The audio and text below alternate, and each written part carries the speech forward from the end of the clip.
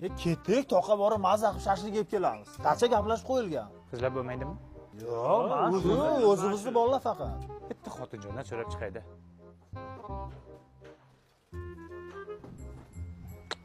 Ruxsat bermadilar.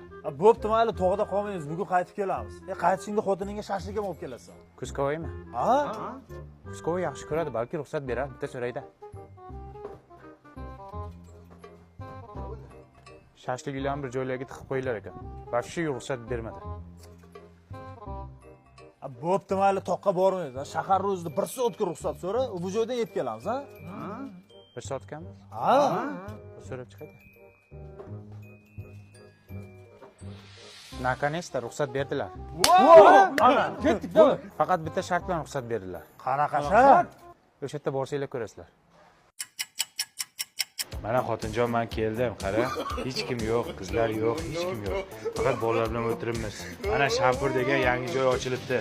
Endi toqqa borishing shart emas ekan. O'zing stolingda shashlik pishirib o'tirasan. Ovqatlari ham juda ham shirin. Rahmat ruxsat berganingga. Xudo xolisa birga kelamiz, onajonisi. Bola, sizlar noto'g'ri tushunmanglar. Men xotinimdan qo'rqmayman. Prosta uni hurmat qilaman.